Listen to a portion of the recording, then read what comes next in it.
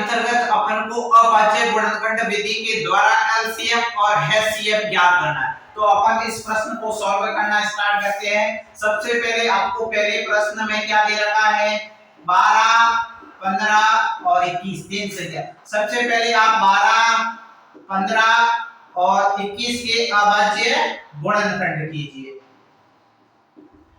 आप 12 के अभाज्य गुणनखंड करेंगे तो 2 गुणा 2 गुणा 3 क्या होगा, 2 गुणा 2 गुणा 3। अगर आप इस प्रकार से सीधे अभाज्य गुणनखंड नहीं कर सकते तो आप अभाज्य गुणनखंड निकाल करके कर लेना। अब अपने पास 15 है तो 15 के अभाज्य गुणनखंड होंगे 3 गुणा 5। अपने पास 21 है तो 21 के अभाज्य गुणनखंड होंगे 3 गुणा 4, 3 गुणा 7। अब अपन को एलसीएम और एचसीएफ ज्ञात करना है। क्या ज्ञात करना है? एलसीएम मतलब लघुत्तम समापवर्त और एचसीएफ मतलब महत्तम समापवर्त। एलसीएम लिस्ट कॉमन फैक्टर और एचसीएफ हाईएस्ट कॉमन फैक्टर।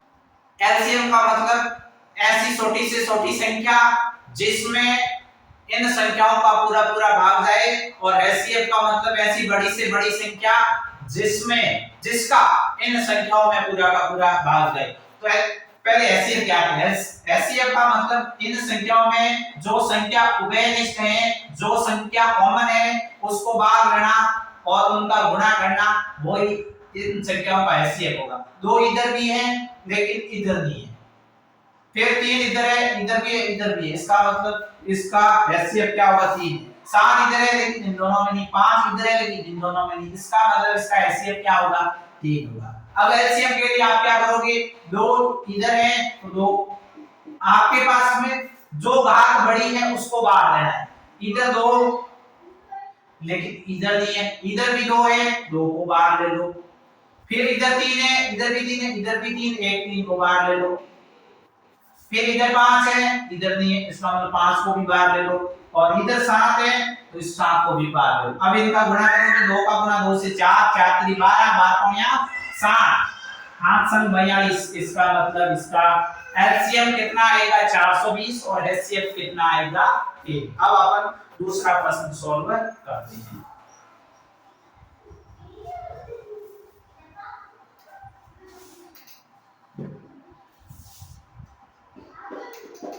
दूसरे प्रश्न में आपको दे रखा है 17, 23 और 29। 17 के आप अभाज्य गुणनखंड करोगे तो आपको पता है 17 स्वयं एक क्या है? अभाज्य संख्या है, इसका मतलब 17 का अभाज्य गुणनखंड ही 17 होगा। 23 स्वयं एक अभाज्य संख्या, इसका मतलब 23 का अभाज्य गुणनखंड भी 23 होगा। और 29 स्वयं एक अभाज्य संख्या, इसका मतलब 29 में भी 29 का अभाज्य गुणनखंड 29 होगा। अब इन सभी का एचसीएफ और अपन को एलसीएम ज्ञात करना है। एचसीएफ का मतलब इन तीनों में से जो संख्या कॉमन है उसको बाहर लेना है, और वो संख्या ही इसका एचसीएफ मसर होगी। लेकिन इन तीनों संख्याओं में कोई भी संख्या कॉमन नहीं है, इसका मतलब इसका एचसीएफ क्या होगा? 1। 1 कैसे हो? आप बोलोगे सर 1 कैसे बात? तो देखो 17 का गुणा अपन ने 1 से किया तो क्या आया? 17। 23 का गुणा 1 से किया 23, 29 का गुणा 1 से किया 29। अब देख एक इसमें भी, एक इसमें भी, एक इसमें भी, इसका मतलब एक कॉमन आ गया, एक इसका एचसीएफ हो गया। और एलसीएम के लिए इन तीनों संख्याओं का गुणा हो जाएगा। तो क्या करोगे? 17 गुणा 23 गुणा 29। अब गुणा करो, जैसे आप 17 का 23 से गुणा करोगे तो अब आपको 300 का गुणा करना है 29 से।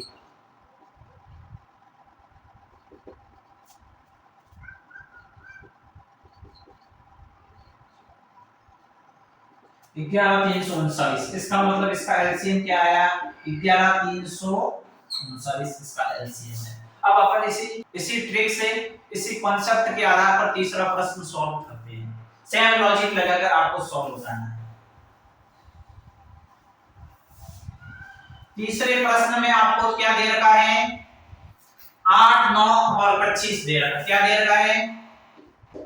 8, 9 और 25। सबसे पहले आपको क्या करना है? इन तीनों के अभाज्य गुणनखंड करने हैं। 8, 9 और 25 के अभाज्य गुणनखंड। 8 के अभाज्य गुणनखंड करोगे तो 2 गुणा 2 गुणा 2 आएगा। 9 के अभाज्य गुणनखंड करोगे 3 गुणा 3 आएगा, 25 के अभाज्य गुणनखंड करोगे तो 5 गुणा 5 आएगा। इसका मतलब इसका एचसीएफ क्या आएगा, एचसीएफ मतलब इन तीनों में से जो संख्या कॉमन है उसको बाहर लो, इनमें से कोई भी संख्या कॉमन नहीं है, इसका मतलब इसका एचसीएफ क्या होगा ये। अब एलसीएम, एलसीएम के लिए आपको क्या देना है, जो घात बड़ी है उसको बाहर लेना है। इधर 2 की घात 3 है तो 2 की घात 3 बाहर ले, 2 की घात 3 का मतलब होता है 8। अब 3 की घात 2 मतलब 9 गुणा 5 की घात 2 मतलब 25। अपन ने जैसे ही 8 9 72 72 का गुणा किया 25 से, 25 2 50 असल 5, 25 आता 175 और 5 180 मतलब 1800। इसका मतलब इसका एलसीएम क्या आया, 1800 एलसीएम आया। इस प्रकार बड़े ही इजी तरीके से सरलता पूर्वक एलसीएम और एचसीएफ अभाज्य गुणनखंड विधि से बड़े आसानी से निकाल सकते हैं। अब अपन आगे का क्वेश्चन लेते हैं चौथा।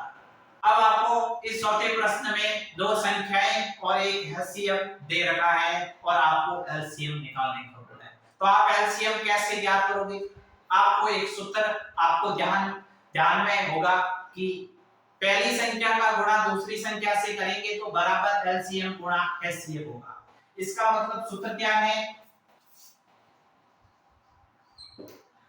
आपके पास में एक सूत्र है, पहली संख्या गुणा दूसरी संख्या बराबर एलसीएम गुणा एचसीएफ।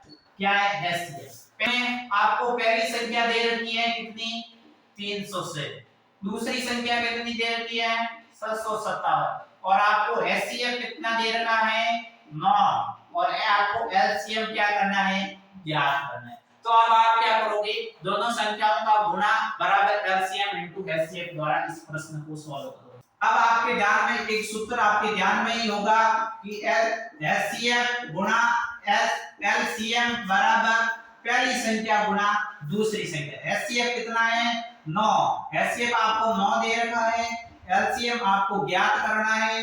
पहली संख्या आपके पास 300 से है, दूसरी संख्या आपके पास कितनी है 757 है। अब आप क्या करोगे, इस 9 को उधर ले जाओगे, 9 का क्या करोगे 9 का करोगे पक्षांतर, 9 का जैसे आप इधर भेजोगे तो इधर क्या था 9 गुणा में था, इधर जाएगा तो भाग में चला जाएगा। इसका मतलब एलसीएम बराबर क्या होगा 300 से गुणा 757 भाग 9। अब इसमें 9 का भाग दो, 300 से 9 का भाग जा रहा है, हाँ जा रहा है, 9 3 27 और 9 4 36। एलसीएम बराबर क्या होगा 34 गुणा 657। जैसे ही आप 657 का गुणा 34 से करोगे 728 520 22 424 और 227 7 21 5 15 और 2 17 17 18 और 19। इसका मतलब 8 3 3 12 22 2338। इसका मतलब इसका एलसीएम क्या आएगा 22338। इस प्रकार के क्वेश्चंस को बड़े ही आसानी से आप इस सूत्र के माध्यम से सॉल्व कर सकते हैं। इस सूत्र में आपको एक ही बात ध्यान रखनी है कि दोनों संख्याओं का गुणा बराबर एलसीएम गुणा एचसीएफ होता है। ये सूत्र लगा करके आप इस प्रकार के प्रश्न को सॉल्व कर सकते हैं। अगर आपको मेरा ये वीडियो अच्छा लगा है, आपको पसंद आया है और मेरे द्वारा पढ़ाने की ये शैली आपको पसंद आई है और आपने अभी तक मेरे इस YouTube चैनल को सब्सक्राइब नहीं किया है तो मेरे इस YouTube चैनल को सब्सक्राइब जरूर करें और बेल आइकन दबाना ना भूलें और अपने साथियों को जरूर सूचित करें, अपने साथियों को जरूर बताइए कि इस YouTube चैनल पर क्लास 6 से लेकर के क्लास 10 तक की मैथ्स की क्लासेस आएगी। अगर कोई आपका जानकार कक्षा 7 से कक्षा 10 तक का विद्यार्थी है तो उसको जरूर बताइए और उनको जरूर बताइए कि इस पर मैथ्स की क्लासेस आ रही है, आप जरूर देखिए। मिलते हैं अगले नेक्स्ट वीडियो में, तब तक के लिए धन्यवाद, bye bye, take care, Ram Ram, स्वस्थ रहिए, मस्त रहिए एंड अपने काम में व्यस्त रहिए।